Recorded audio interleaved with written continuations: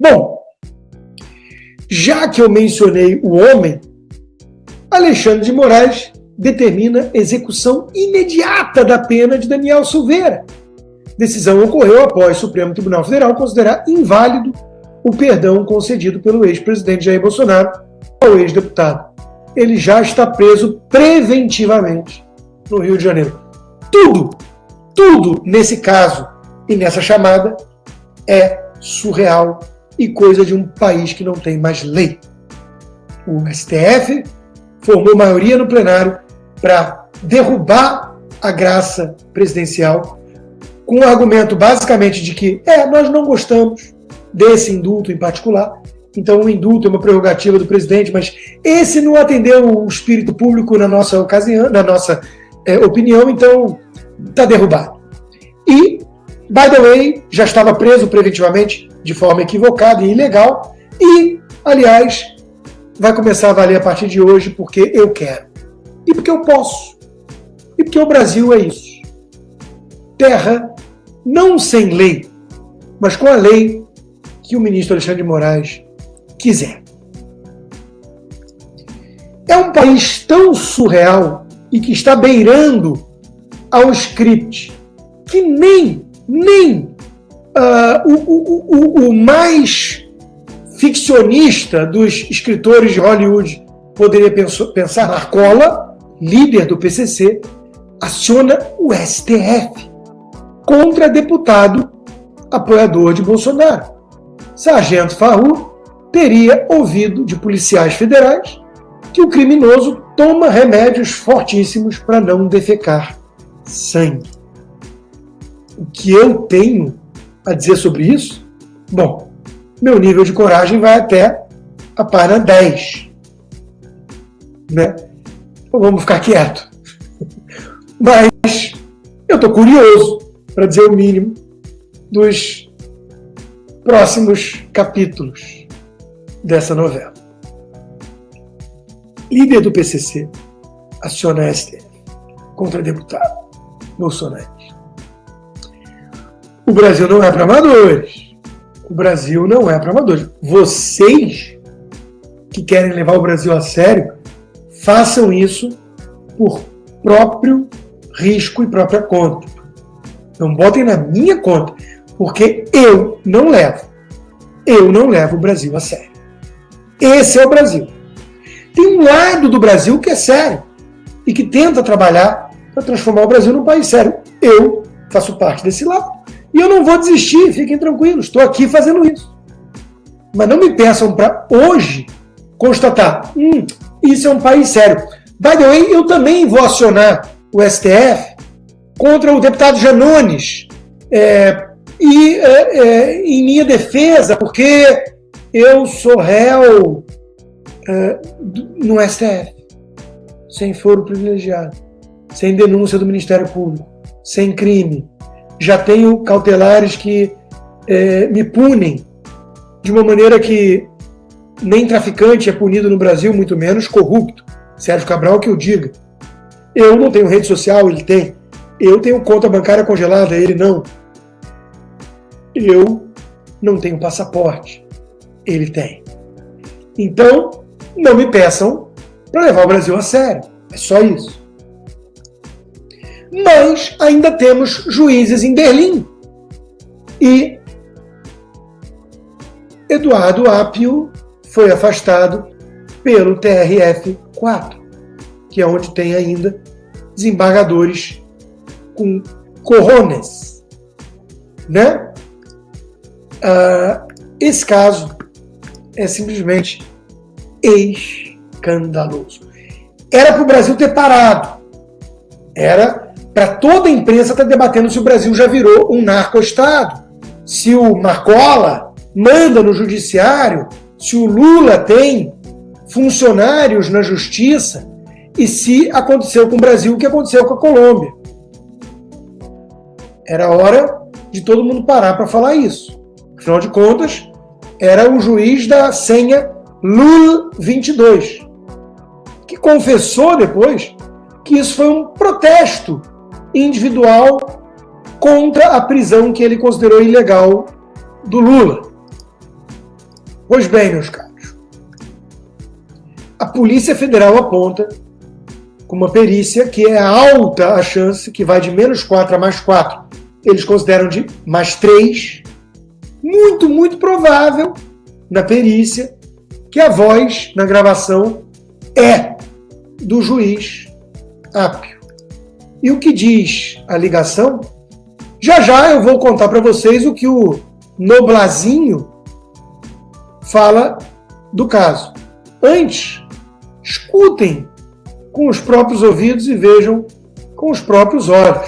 Fernando Gonçalves Pinheiro, você pode ligar novamente para cá, não há problema nenhum.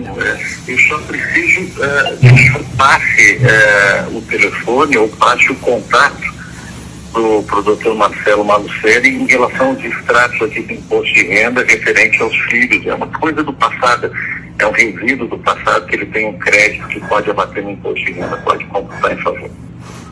Entendi, mas olha, me desculpe, o senhor está ligando sem ID do chamador, eu não faço ideia quem seja. Mas o senhor, tudo bem, mas consta o senhor aqui como sendo um dos filhos e consta aqui o seu número, então nós estamos ligando para isso. Mas assim, eu não... essa história está bem estranha, viu? Me desculpe com todo respeito, mas... se o Marcelo... Mas como é que eu teria o seu telefone aqui? É uma questão só de... Bom, a coisa continua. Vocês devem ter visto, isso viralizou, né? Eu não vou repetir todo o vídeo. Ainda bem que o filho do desembargador gravou, filmou, mas o que estamos vendo ali é falsa identidade, dados sigilosos sendo usados para achaques, e tudo leva a crer que o juiz Eduardo Apio vazava dados sigilosos para companheiros lulistas nas redes sociais. Tudo isso para intimidar um desembargador. É como diz Rodrigo Marcial, é gravíssimo. Sua Excelência Eduardo Apio foi afastado. O afastamento não se deu da vara da Lava Jato, mas de toda e qualquer função de magistrado. Sua presença no fórum está expressamente proibida. Em resumo, a situação que levou a esse fim foi o suposto, abre aspas, trote, que é uma ameaça que ele fez, na verdade, né, ao telefone, passando-se por um terceiro, ao advogado, filho do desembargador do TRF, responsável pelos processos da Lava Jato. Segundo consta, não eu, mas segundo consta, né, para além da semelhança da voz atestada com a perícia da Polícia Federal, descobriu-se que os dados telefônicos do advogado foram retirados de informações sigilosas disponibilizadas pelo sistema eletrônico do tribunal, consultáveis apenas pelo login de um magistrado. Pior, logo em sequência, esses mesmos dados foram divulgados no Twitter por advogado terceiro de nome Wilson Ramos Filho. Xixo é professor de Direito do Trabalho da UFPR, socialista convicto e, por isso mesmo, proprietário de imóveis no Batel e em Paris.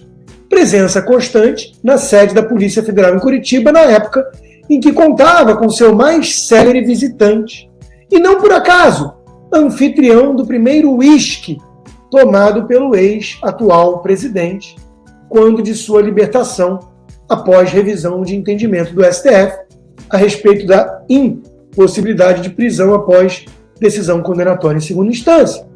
O nobre advogado é autor do grande artigo Meu Amigo Morreu, de abril de 2018, em que critica o ex-amigo Luiz Edson Fachin, após o voto em sentido contrário ao desejado pelo então presidiário em julgamento ocorrido no STF. Devem ter voltado a ficar bem amigos por coerência, né? Mais recentemente, indicado pelo presidente para o chamado Conselhão, espaço aberto para debater agendas de temas e interesses de diversos segmentos da sociedade. Daí a conclusão de que, após a anulação de boa parte dos processos da Lava Jato, em razão de suposta relação escusa entre magistrado e acusação, eis que surge um novo magistrado acima de qualquer suspeita. Um julgador isento, o Lula 22. Meus caros, informações vazadas e, nessa história, como conclui, de certo apenas que o Brasil chora. Seja pela descrença em qualquer resquício de justiça, seja pela óbvia constatação de que os tentáculos do crime revestido de ideologia vão muito além do que imaginávamos. E é essa a conclusão, a mesma a que vai ao encontro da minha, publicada antes de ler esse texto, na minha coluna de hoje na Gazeta. Um juiz marginal? Perguntava eu. Até mesmo o Deltan Dallagnol, para quem tudo é corrupção, corrupção, corrupção, e ele não consegue enxergar o big picture, a floresta, né? Até mesmo o Deltan Dallagnol chamou o juiz, depois de tudo isso que veio à tona, de juiz militante.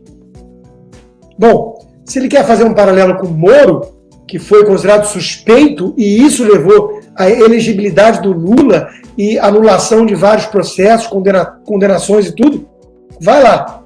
Mas nós não estamos diante de um caso de um juiz militante. Juiz militante é um juiz que cria como senha Lula 22.